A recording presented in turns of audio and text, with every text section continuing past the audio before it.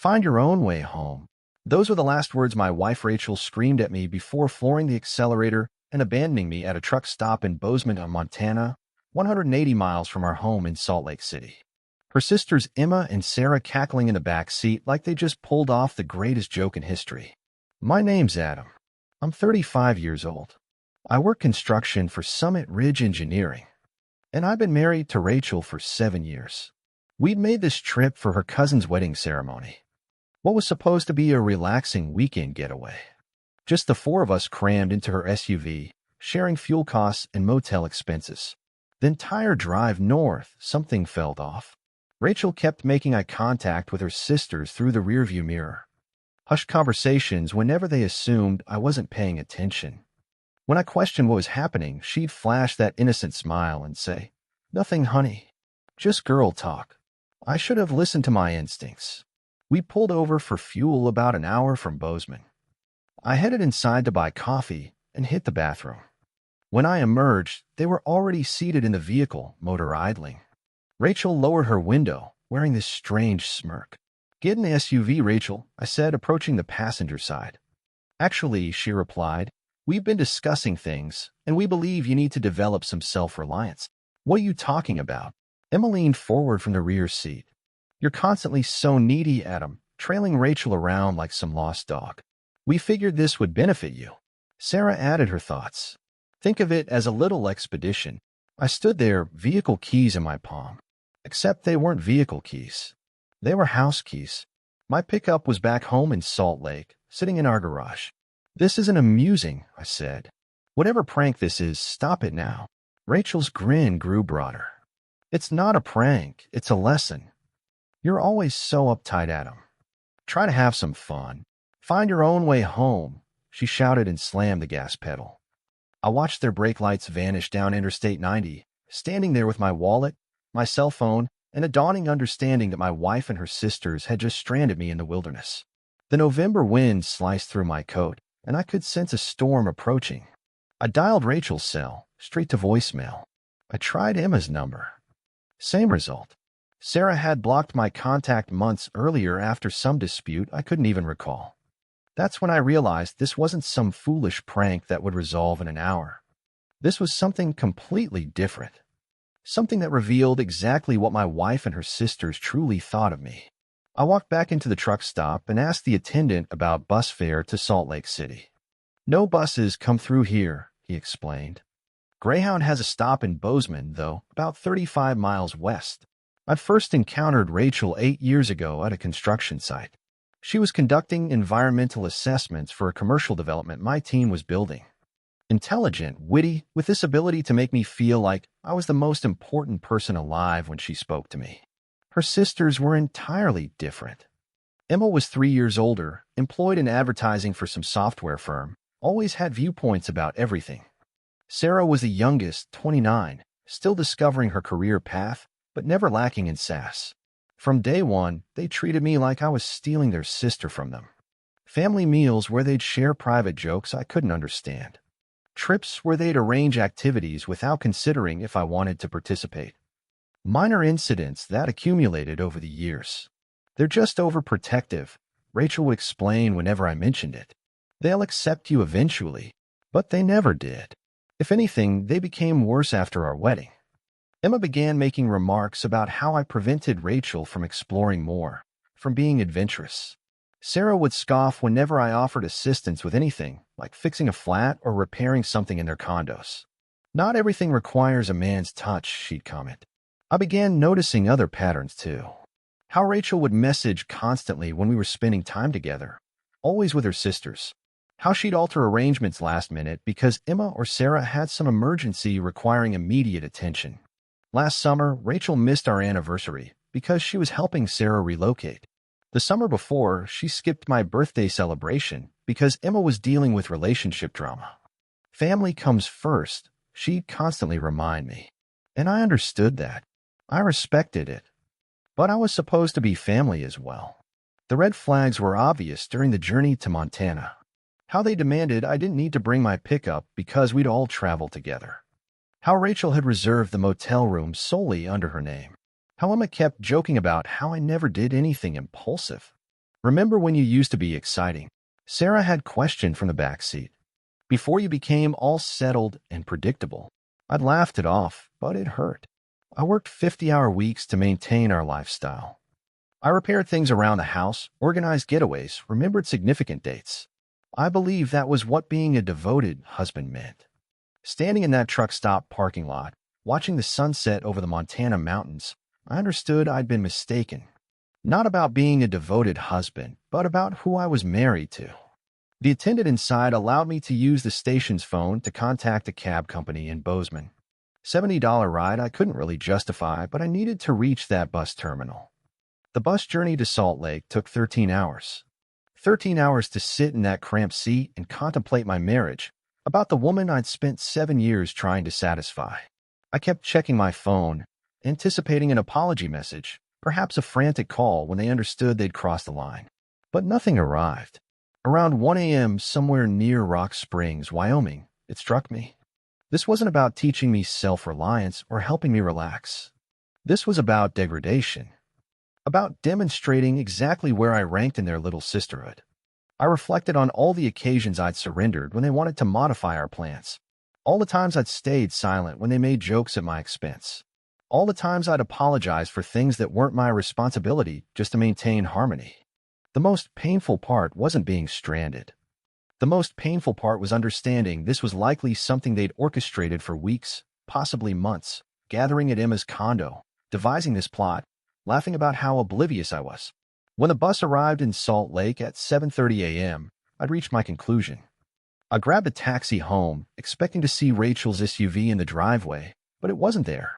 The house was vacant, exactly as we'd left it Friday morning. I sat at the kitchen counter and called in sick to work. Then I did something I'd never done previously. I began examining Rachel's belongings. Not from jealousy or suspicion, but because I needed to comprehend who I'd been married to. Her computer was password secured, but she'd always been careless about closing browser windows. I discovered group conversations between her and her sisters spanning months. Screenshots of our text exchanges that she'd shared with them, complete with crying, laughing emojis. Photos of me sleeping that she'd sent them with captions like out cold as usual and completely clueless. But it was the discussion about the Montana trip that shattered something inside me. Emma had proposed it initially. We should totally abandon him somewhere and see how long it takes him to figure out how to get home. Sarah replied, OMG, yes. He's so reliant on Rachel for everything. Rachel responded, You guys are awful, but also it would be hilarious. They planned every aspect. The truck stop, the story about needing self-reliance, even the contingency plan. If he somehow makes it home before us, he'll probably just call his mother or something, Jessica had written. Big baby. I closed the computer and sat there for an extended period. Then I went upstairs, packed a suitcase, and departed. I didn't leave a message. I didn't shut off the power or secure the door. I simply walked out the same way they'd driven away from me. The difference was I wasn't returning. I drove my pickup to my brother Derek's place in Provo. He worked overnight shifts at a packaging facility and had an extra bedroom in his condo. When I appeared at his door with a duffel bag and no explanation, he simply nodded and offered me a beer. How long are you staying? He asked. Not sure yet. Derek had never cared for Rachel. He'd never stated it directly, but I could sense it in how he'd become withdrawn when she was present. How he'd always find some reason to depart early during family gatherings. I explained what happened. Everything. The prank, the group conversations, the months of scheming behind my back. Good God, Adam, he said when I concluded. You're better off without her. Monday morning, I contacted my supervisor at Summit Ridge and requested a transfer to a project in Provo. We've been understaffed on a shopping center renovation, and they needed skilled workers. My boss didn't ask questions, just confirmed I could begin Wednesday. Tuesday evening, my phone began ringing. Rachel was back. I ignored it. Then listened to the voicemail. Adam, where are you? I come home and you just vanished. That's not like you. Call me back. We need to discuss this. No apology. No recognition of what she'd done. Just bewilderment that I dared to disappear on her. I blocked her number. An hour later, Emma called. I blocked her as well. Then Sarah. But they were resourceful. They began calling from different numbers. Rachel's work phone. Numbers I didn't recognize. Always the same message. I was overreacting. It was just a joke. I needed to come home so we could resolve this. Thursday, Derek returned from his shift with a peculiar expression. "Your wife's here," he said. "She's sitting in her car outside." I peered out the window. There was Rachel's SUV parked across the street. She noticed me at the window and exited, walking toward the building. I met her in the entrance before she could knock on Derek's door. "Adam, thank goodness," she said, reaching toward me. I've been so concerned. I stepped backward. "What do you want, Rachel?"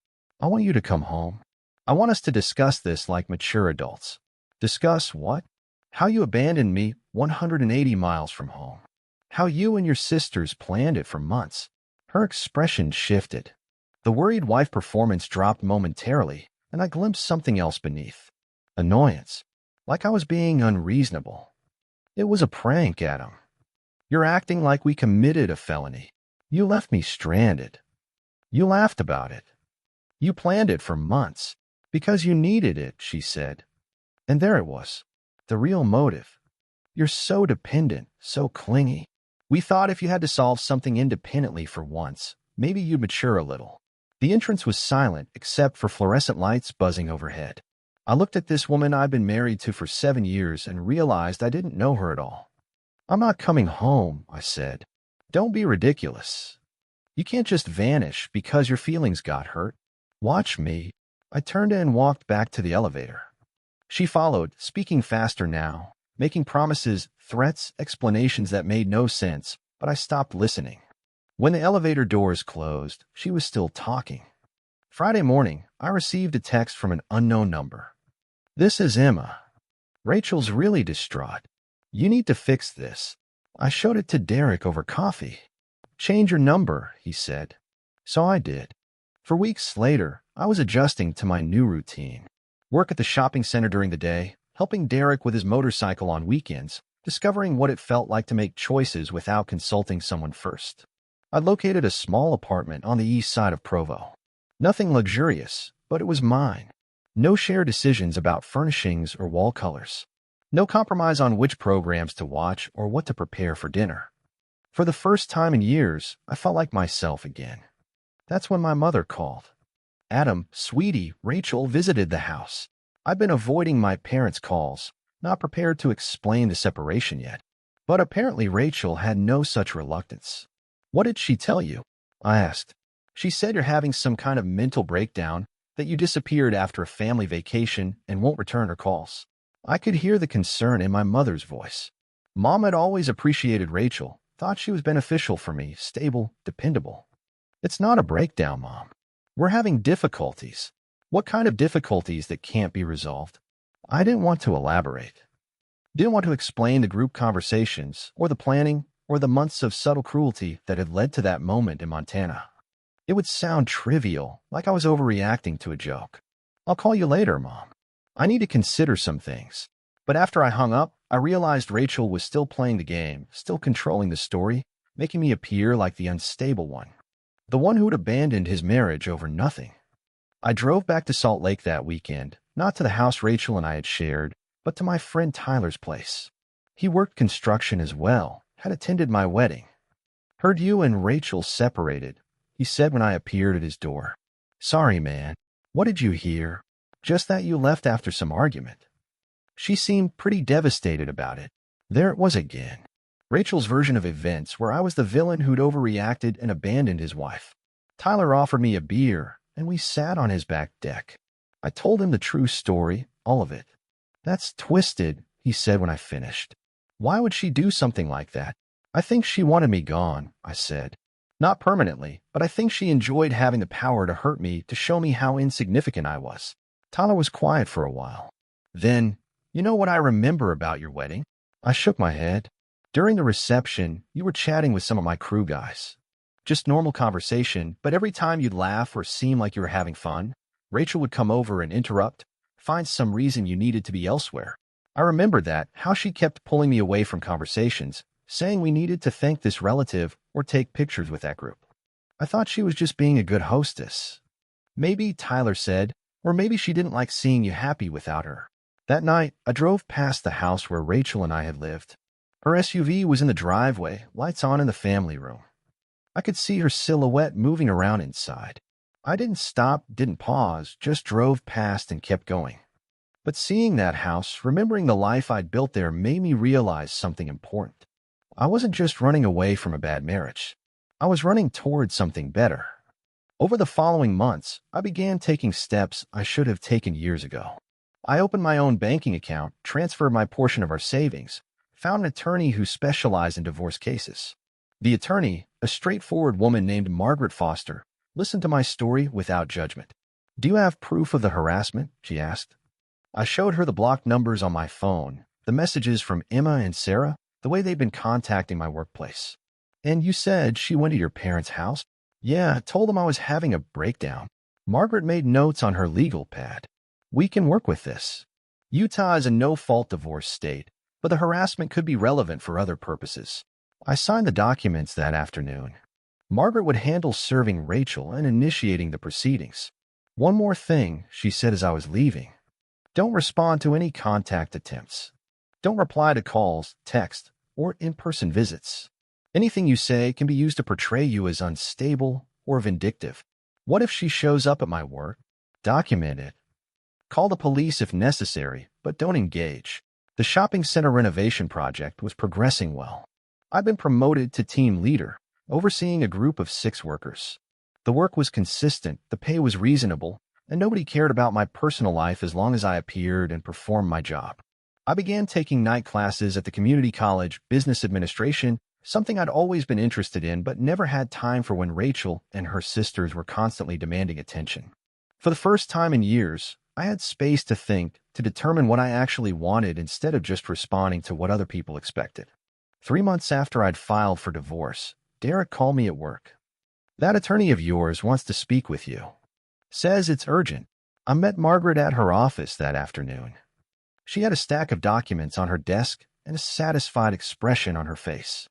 "Your wife's been busy," she said. "She hired her own attorney, and they're trying to claim abandonment. Says you left without warning and refused to participate in marriage counseling." Abandonment? It's a stretch, but they're arguing that your leaving was deliberate and vindictive. They want to contest the division of assets. I felt something cold settle in my stomach. Even now, even after everything, Rachel was trying to control the situation. "But here's the interesting part," Margaret continued. "I had an investigator do some research. Your wife's been telling people that you became abusive, and she had to escape for her safety." "That's a lie." "I know, and I can prove it." The investigator found social media posts from the weekend you were abandoned. Photos of your wife and her sisters celebrating at some bar in Bozeman, captions about girls' weekend and freedom. She showed me printouts of Instagram posts. Rachel and her sisters raising shot glasses, huge smiles, posted at 10:30 p.m. the same day they'd left me at that truck stop. "This destroys their narrative," Margaret said.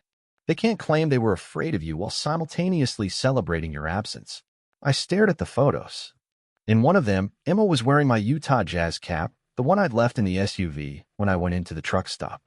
"There's more," Margaret said. The investigator also found the group chat messages. Your wife was careless about her privacy settings. She handed me another stack of papers. Screenshots of the conversations I'd seen on Rachel's computer, plus dozens more I hadn't discovered. Months of planning, laughing about my reactions, making bets about how long it would take me to crawl back home. "We file our response tomorrow," Margaret said. "And then we end this." The divorce hearing was scheduled for a Thursday morning in April. I wore my best suit, the one I'd gotten married in 7 years earlier. Rachel sat at the other table with her attorney, a sharp-dressed man who looked like he charged by the minute. She'd lost weight, looked exhausted. When our eyes met across the courtroom, she tried to smile like we were still on the same team.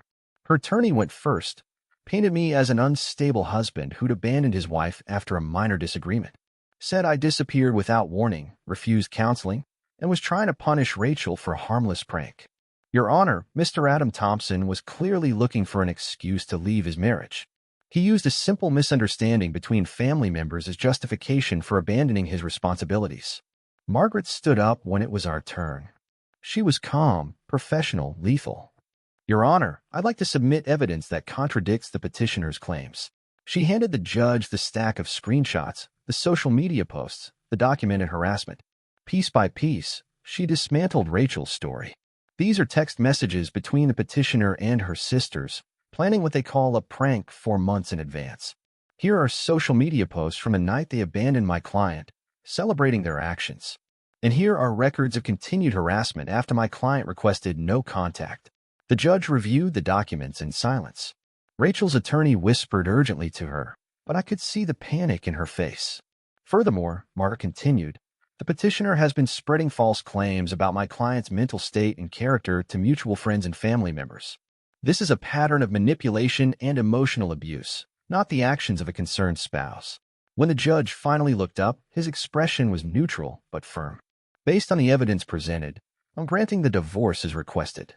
Assets will be divided equally with no spousal support awarded to either party. The court finds no evidence of abandonment or abuse by the respondent. Rachel tried to approach me in the courthouse hallway, but Margaret stepped between us.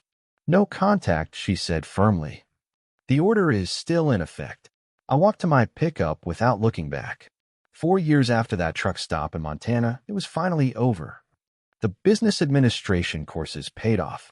8 months later, I started my own construction company, Thompson Contracting. Small jobs at first, kitchen renovations, fence installations. But the work was steady, and the customers appreciated having someone who showed up on time and did what he promised. Derek became my first employee. Then Tyler joined us when word spread that we were honest contractors who didn't cut corners. I purchased a small house on the north side of Provo. Nothing fancy, but it had a workshop for my tools and a yard where I could think. No shared decisions, no committee meetings about paint colors. About 18 months after the divorce was final, I ran into Tyler at the hardware store. You hear about Rachel? He asked. I hadn't thought about her in months. What about her? Divorced again.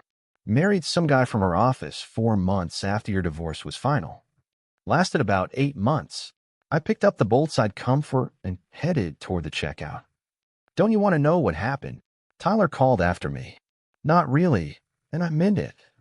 Rachel and her sisters eventually faced the consequences of their actions. Emma lost her advertising job after her harassment of me created liability issues for her company. Sarah's attempts to spread false stories about me backfired when mutual friends compared notes and realized she was lying. Rachel's quick remarriage and subsequent divorce damaged her reputation in our old social circle, leaving her increasingly isolated from the very people she tried to impress. Some lessons can only be learned the hard way. But sometimes being abandoned in a truck stop parking lot is exactly what you need to find your way home to yourself.